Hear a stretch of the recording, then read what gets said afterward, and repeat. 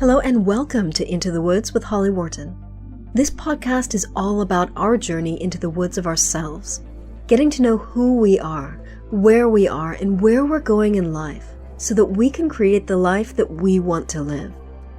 It's about deepening your connection with yourself, taking inspired action, and really trusting yourself and your intuition. It's also about mindset. Our beliefs are such an important part of this journey, and there are so many ways for us to change our mindset so that we can more easily live a life of expansive joy. This podcast is also about going literally into the woods and spending time in nature, and how that can help us on our own personal journey of self-knowledge. Thank you so much for joining us today. Now let's get into this week's episode. Hello, adventurers, and welcome to the Into the Woods podcast, episode 382. This is your host, Holly Worton, and I'm back with another solo episode. I've really missed these. It's only been 2 weeks since I've done a solo episode, but I've been kind of missing this, so I'm really excited to be back doing this. I'm also loving the interviews that I've been doing, and I've got 2 more interviews lined up between now and the rest of the year, so I'm really excited about that as well. I'm really enjoying this podcast. And I think for me, the important thing over these last few years is changing it up when it feels not right. So I'm really liking where this is going, and I hope you are too. As always, I welcome your suggestions and ideas for topics, even ideas for guests. I can add them to my list. And send them all in, holly@hollyworton.com, or find me online and send me a message. So today, what are we talking about? Today I'm talking about why it's so important to know your why for your outdoors adventures. And this is a topic that it's been on my mind as I stretch myself and as I train for events and as I run further and hike further. So what am I going to talk about today? I'm going to talk about what is your why, what that means, why it's so important to know why you're doing your outdoors adventures, why each adventure is different. There's not a single why for each activity. There's also a why for each time you have that adventure or do that activity. And I'm also going to share the questions to ask yourself before you start each adventure, or questions to have in mind when you get stuck during an adventure and you need to troubleshoot or pivot or change something. So without further ado, let's get into today's topic. What is your why? Your why is your purpose. It's your reason for doing something. It's why do you go hiking? Why do you go walking? Why do you hike long distance trails? Why do you do whatever it is that you do? And I think a lot of times we don't think about that. And a lot of times we may not understand our why until we've been doing something for a while. I think it's an important question to be asking on a regular basis because that why may change.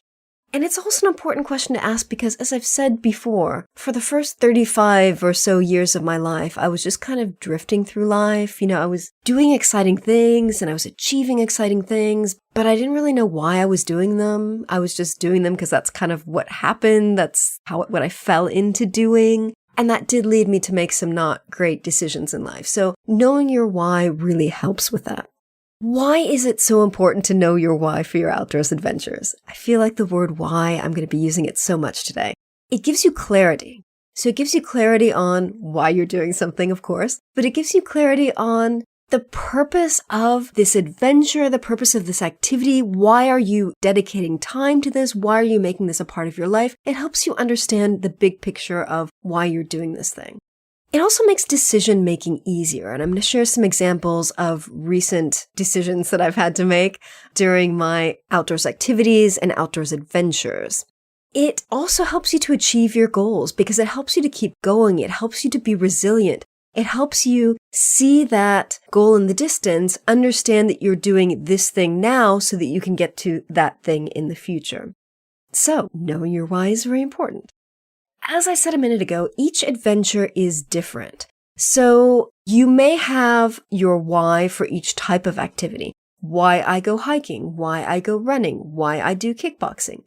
But there's also a why for each time you have an adventure or experience an activity within each of those adventures. So, for example, kickboxing. Why do I go to class? Well, now it's lockdown again, but when we didn't have lockdown, why do I go to class 2 or 3 times a week or 4 times a week? Why? Because I want to improve in my technique. Why? Because I'm training for my black belt eventually. Why do I go running a couple of times a week? It's because I'm training for an upcoming race, which hopefully will happen at the end of December. Why? Because I want to do a marathon next year and possibly an ultra next year. Why do I go hiking? Partly it's because I'm training for my walking ultra next year, partly because I'm training for, future long distance trails that I might do, but also because I love hiking. And that's something I could apply also to running and kickboxing. So you have your why for the type of activity, but then you have a why for each specific time. So, for example, a couple weeks ago on October 31st, I did this race in my local town, which was a loop race. And I thought I wouldn't like it because I didn't think I'd like doing loops. And it was a really good experience, and I'm really glad I did it. I signed up for the race partly because it was loops, and I wanted to see how I honestly felt about loops. And I also did it because it's in my local town. I mean, I could have walked there from my house, and I probably should have rather than driving, but I was really nervous. So when I was going into the race, it was the kind of thing where you could do as many loops as you want. You could do one loop and you'd still be a finisher. It was a 5K loop. Or you could do, 2 loops and do a 10K. You could do 4 loops and do a half marathon. You could do 8 loops and do a marathon. You could do 9 loops and do an ultra. So it was really whatever you wanted to do. So I went into it knowing that I could do 15K, which was 3 loops, because I'd gotten up to that point in my running. And so I wanted to do a 4th loop because I knew that would be a stretch. And then I got there and the weather was terrible. It was just pouring rain and it just only got worse. I mean, I remember, I think it was the 2nd loop I was running and the rain was really strong and the wind was in my face. It was that really just harsh rain that hurts when it hits you in the face. It was just really, really miserable. And the trail was muddy, and the more loops people did, the more the trail got chopped up and it was slippery and it was stressful. And actually the next day I realized how stressful it was because my shoulders hurt from that shoulder tension. So it was a pretty miserable day. So I was going around and thinking, okay, do I still really want to do a 4th loop? I don't enjoy this that much. There were parts of it where I really enjoyed it and I felt really good and I felt really strong. And there were parts of it where it was just this is so miserable. So I was thinking, okay, I said I was going to do a 4th loop. Will I do a 4th loop? Am I going to commit to a 4th loop? Why am I going to do a 4th loop? Is it to stretch myself? Yes. Will it be fun? Will it be joyful? Maybe, maybe not. Am I just doing it to push myself harder, just see if I can do it? Yes. But I started thinking, what do I want to get out of this experience? And how will I feel if I don't do the 4th loop? And I realized, the weather was miserable, the mud was miserable, but it wasn't that bad. I mean, it wasn't hailing. There was a moment where I thought it might be because the rain hurt so bad, but it lightened up a little bit. So, it wasn't that bad. And I realized I did want to push myself in a good way. I wanted to challenge myself to do that 4th loop, to do that 20K, because I hadn't run 20K at that point in my training. And I wanted to have that experience. And I wanted to feel proud of myself for challenging myself to do that 4th loop, to get those extra kilometers in and have that experience.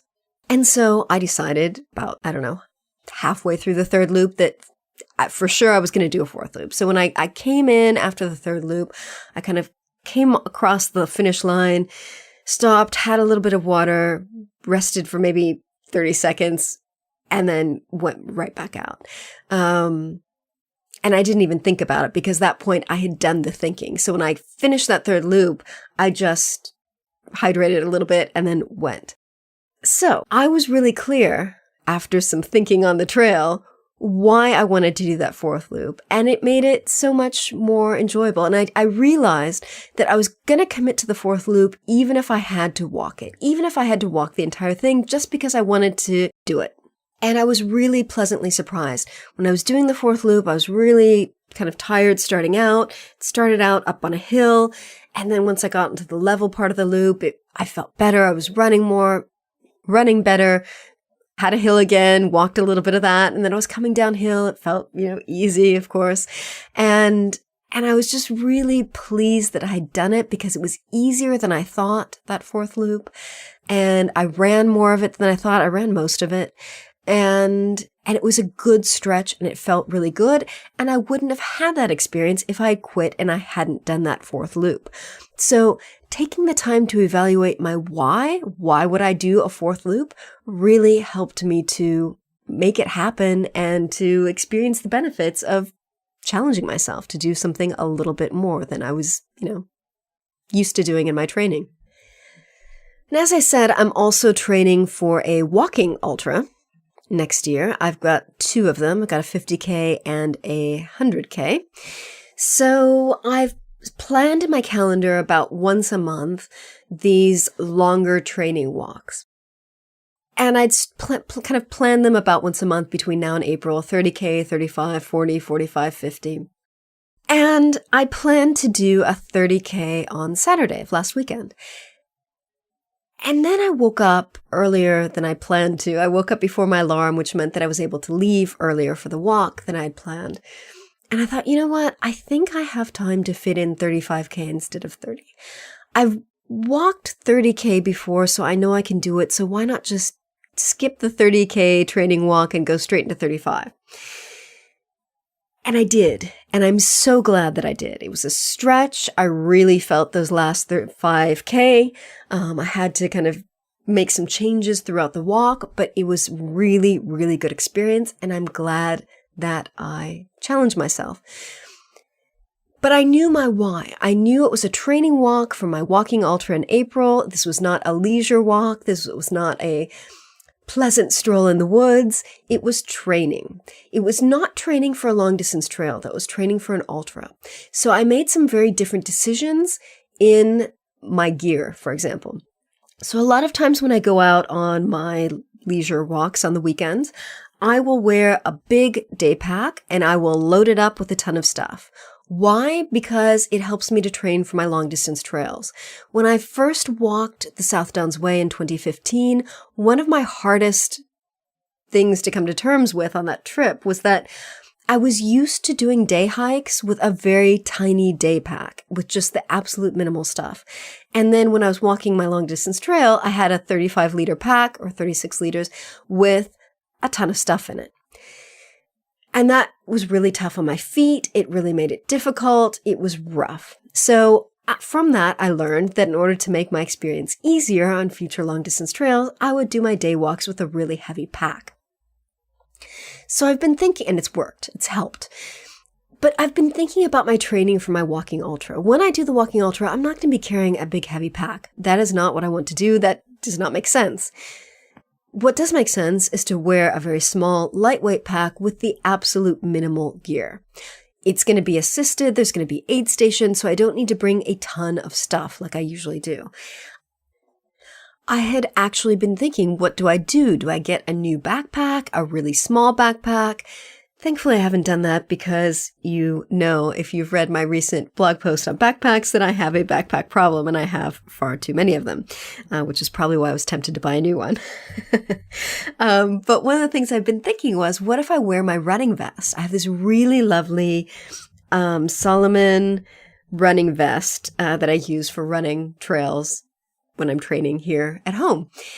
And I thought, it's a running vest, but why can't I use it for walking? It's such a beautiful vest. It fits me like it's part of my body. It doesn't bounce. It's small. It's lightweight, but it's a 12-liter pack, which means that it does have room for waterproofs and, water and stuff.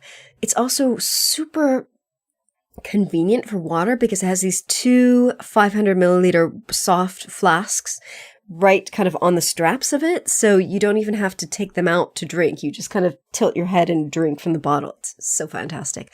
I'm going to link to this vest in the show notes because I love it so much. So I was thinking, what if I wore my running vest for these ultras? And so 2 days ago when I was going out for this walk, I thought, well, what if I wear the running vest for my training walk and see how it goes? great decision. Oh my God, it was just beautiful. It was just, I had enough water. I did fill up water at one point. I probably will need more water than 1 liter for longer walks, but it was fine seeing as how I was able to fill up my bottles at one point. I had my lightweight running waterproofs, which are different from my heavier walking waterproofs. Had those, didn't need them. I had sports gels. I had some Compeed. I had a tiny first aid kit. I had a space blanket. I had all the stuff that I normally have in that pack because that's the stuff that I would be required to wear or have with me for a race. But it was ultra light. It was very, very light. Such a great decision.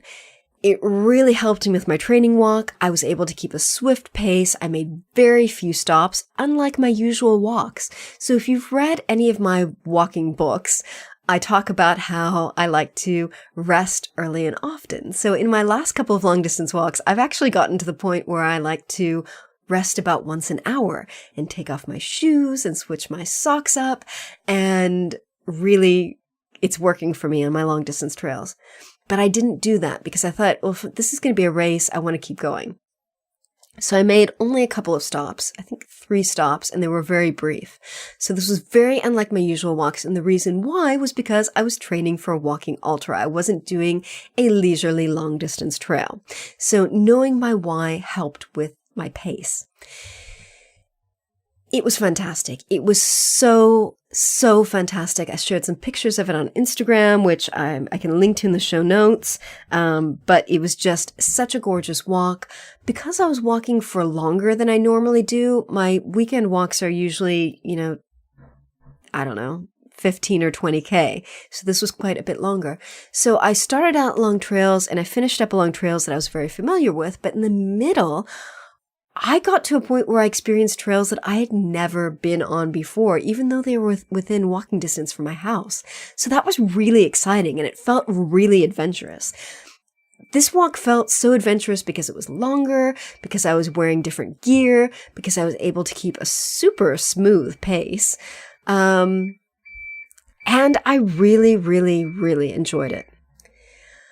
I felt I had really great energy from kilometer 1 to kilometer 24.5, which is when I took my second break.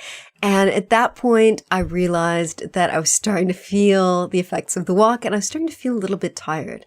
And that was the point where I changed my socks. Now, this is something new that I did. Something that I've learned from Joanna Penn. She is the one who's inspired me to do these walking ultras. And she has a podcast episode, which I will link to in the show notes, where she talks about how she prepares for her ultras and what her experience is like doing these walking ultras. And one thing that she does that I don't know why it never occurred to me before is she puts powder in her socks. How did I not think of this? So because I didn't want to bring a bottle of, or a container of powder with me in my pack because I was walking ultralight, I powdered an extra pair of socks and then I folded them so the powder wouldn't come out. And at kilometer 24.5, I took off my sweaty socks and I put on my fresh powdery socks and it was so beautiful. Oh, it was just so lovely. It was just nice and refreshing and I really enjoyed it. So I highly recommend powder. And it was this lovely, like rose-scented powder. Powder that I use. And so it was just nice. It was just refreshing and it smelled like roses and it was just lovely. So, do what you need to do to make your training extra special. So that was great. And then about kilometer 30, when I was about 5 kilometers from my home, I was really tired and I was sore and it was starting to get dark and it wasn't fun anymore. And I had been walking fasted because that's how I usually walk. That's how I usually run. And I stopped and I sat at this little kind of bus station cabin thing. And I sat down on the bench and I thought, okay, I don't have a lot of energy, but I want to finish this 35K. I've got 5K left to go. Why am I doing this? Because I want to achieve my 35K. I want to finish my training. But what do I want my experience to be like? Like, do I want to just push through and challenge myself and suffer. And no, I didn't. I had had such a glorious walk that I wanted to enjoy the last 5K as much as I could. So I thought, well, I could keep going fasted, but it's probably going to be miserable. I do think having a bit of food in my stomach will give me the energy I need to finish this 5K in a tired but reasonably pleasant way. So I pulled my sports gels out of my backpack and I looked at them and I looked at all the different flavors. I had 3 different flavors and I was like, oh, I think I'll try the fruit salad one. And so I tried the fruit salad one. I started back on my journey, started drinking the gel or eating the gel, and it was just so delicious. And this is kind of the sign for me, like when I'm running or when I'm doing an activity fasted and I decide to break my fast with the gel because I don't have energy, if I'm really loving the gel, like if it's just the most delicious thing I've had in ages, I think, okay, that really confirms the fact that my body needed some energy, because I was just enjoying this fruit salad gel so much. It was like fruity, it was refreshing, it was this gel. It was so yummy. And it did make me feel better. But I was still a bit tired. And so I also have these caffeine gummies. I'll link to all this stuff in the show notes so you can see what I use. I'm obviously not a nutritionist, but these things work for a lot of people that do sports stuff. So I always have caffeine gummies in my running vest because they do help. I don't drink a lot of caffeine in my normal life, so when I do have something that has caffeine in it, my body feels the difference in a good way. So I pulled out my little bag of caffeine gummies. I had one gummy. I think one gummy is about like 1 cup of coffee, so I usually only have one at a time. And I put it back in my vest, and I felt really good. I felt so much better, and I finished my 35K, tired, challenged, but good. So knowing your why is really important. Like I could have called my husband to say, pick me up. I'm 5K outside of home and I'm done. But I didn't want to because I wanted to keep going. But I also didn't want to suffer. So I just broke my fast. You know, I didn't need to push myself to fast as long as my training. And again, not a nutritionist, not a doctor. I have no advice for you about fasting. But I will tell you my story about fasting, which is I'm willing to break my fast if I feel like I need to. Now, I wasn't lightheaded. I wasn't feeling unwell, but I just felt really tired. And that gel and the gummy really gave me the energy I needed to keep going. So those are my stories. And I hope that this helps you. Like hearing my stories of my why, that I do things and how I troubleshoot and make changes will help you when you're planning your own outdoor adventures. So I've made a list of some questions that I think can be useful to ask yourself before you start each adventure, or when you get stuck during an adventure and you need to troubleshoot or pivot or change something. So like when I was trying to decide, do I do the 4th loop on this race? Do I eat something? Here are some questions. So knowing, first of all, what your core values are will help. So I've done a lot of values work in the past. I've got an episode on the values work that I've done with my friend Cara Wild. I have done further values work. I've done, I think 3 value sessions with Cara, getting my values done on certain aspects of my life. I've also done my overall life values. And I was recently working with Jane Talbot, who has been a guest on this podcast ages ago. And I will link to her in the show notes as well. So she's an NLP master practitioner and she's a personal trainer. And so I worked with her on my sports mindset. And we did some values work for me on my kind of sports and fitness values. And last month, I did a value solicitation session with Jane on my values for sports and fitness. So my top value was doing fun things with my body. My second value was play. My third was having fun with challenges. My 4th was feeling good. My 5th was going further. And my 6th was energy. So having feeling that energy that you get from like having good fitness and doing fitness stuff and sports and running and hiking and all that stuff. So knowing my values has really helped me to make better decisions about how I'm going to stretch myself and how I need to pivot and troubleshoot when I'm in the middle of an adventure. So knowing your core values can help. So again, you can do this on your own, maybe. Try it on your own. Or find someone who's an NLP master practitioner who can help you with this. So I've had great sessions with my friend Cara Wild and with Jane Talbot, who I will link to both of them in the show notes because they've both helped me a lot.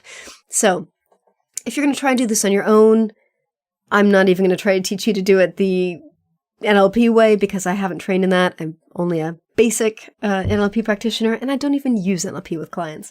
I never have. It's very weird. I trained in that and then I never used it. But it's good stuff to know. So core values, you can go online and find a values list. I've got one on my website. I will look for it, and I might actually update it and do like an outdoors value list. I'm making notes of this as I speak. So I will link to that in the show notes, my old values list, and I'll probably do an updated list of like outdoors values, like why we do outdoor stuff. So go through a list, highlight everything that resonates you, like your values for doing fitness and sports and outdoor stuff, and then narrow it down to your top 10 values, your top 5 values, your top 3, your top 1. Or get down to your top 5 and rank them in order of 1 to 5. That's a good way of doing it. That's a really good way of getting clarity on why you do the things that you do. Next question, why are you doing this? What is the purpose of this activity in general? And what is the purpose of this particular experience? So why do you go hiking? Why do you go hiking in general? Like, what does it give you in life? And what is the purpose of this particular experience? So like last Saturday's 35K hike. So why do I hike in general? Because I love getting outdoors. I love walking. I love being in nature. I love being in nature like all day long for hours. And I love, it gives me a little bit of fitness. So what was the purpose of last week's experience, last Saturday's experience? It was specifically to train for my walking ultra next year. That was the purpose. What do you love about this activity? And what do you love about this particular experience? So what do I love about walking? It, gets me outdoors. It gets me in nature. I love it so much.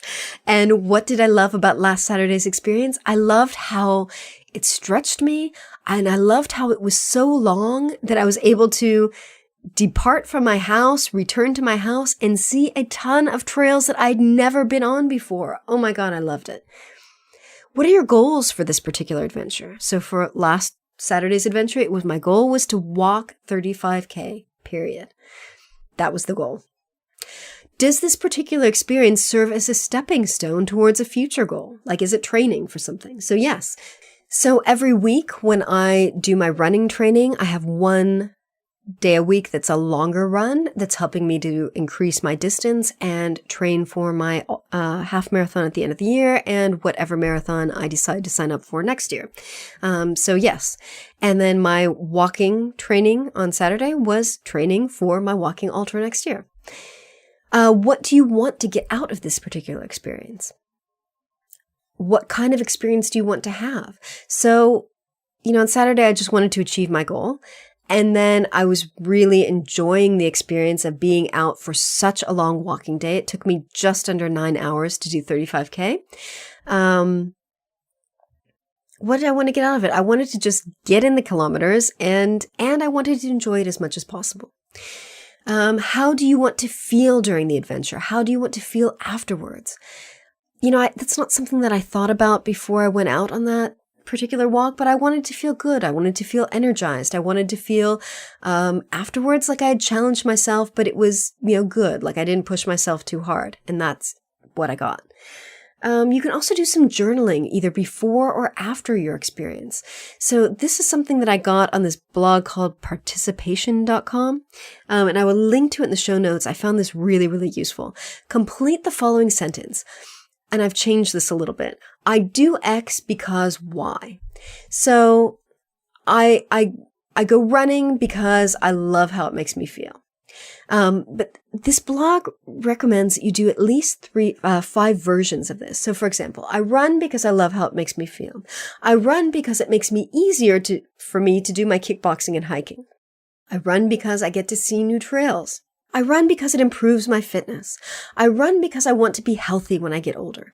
So do at least 5 of those, because the more you do it and the more you write out your reasons, the deeper it will get and the juicier it will get. And just kind of push yourself to keep writing until you really can't think of anything else. And then maybe leave a few spaces on the page and come back to it later, because you might have to kind of think of more stuff as you go about your day or go about your week. So I do X because Y, and the Y obviously is your why. It's your reason why. So I hope you found this interesting and useful. Please drop me a line and let me know what you thought about this week's episode. You can email me at holly@hollyworton.com or find me online and get in touch there. There's one thing that I want to mention before I sign out here. It's something that I meant to mention at the start of the episode. I recently listened to this podcast called Trail Runner Nation, and they have this episode on pedestrianism, our long-lost relative. I think you might find it interesting, so I'm linking to it in the show notes. I really, really enjoyed this episode. Apparently, watching someone walk, was a super popular spectator sport in the 1870s and 1880s. So there were people that did like long-distance walking. This was called pedestrianism. Some people would walk like across the country. Some people just do like loops, laps. It was a big thing. And this sport, pedestrianism, spawned some of the United States' first celebrity athletes. It made people rich. It's crazy. It was such a huge thing. Like people won tons of money for achieving their goals in pedestrianism, for completing these like super events. People would bet on it, like spectators would bet on like timings and who would win. And like it was a huge thing in the 1870s and 1880s. So Trail Runner Nation is the podcast. The episode is called Pedestrianism, Our Long Lost Relative. I think you'll really enjoy this episode. If you like walking, I think you'll be fascinated by this. It's like a whole other world of walking. And again, like I said, I'll link to that in the show notes. So that's it for today. I hope you enjoyed this episode. And if you got value from it, I would love for you to join me on Patreon. If you head over to patreon.com/Holly Worton, you can join me there. Tiers start at just $1 a month, and you get exclusive access to stuff I don't share anywhere else. I do a Q&A if people have any questions about anything that I've been talking about or anything they think I can answer. And I also give away my ebooks for free to patrons at certain levels. So patreon.com/Holly Worton, you can find that there. Thank you so much for listening. And remember to visit hollyworton.com/382 for the show notes on this episode. Thank you. Thanks so much for listening to Into the Woods with Holly Worton. You can find more information about today's episode, including links for topics that were discussed, at hollyworton.com. That's HOLLYWORTON.com. If you'd like to connect with other listeners and get support on your journey, I would love for you to join my private community on Patreon. That's patreon.com/Holly Worton. That's patreon.com/Holly Worton. Thank you so much for listening, and I look forward to seeing you next week.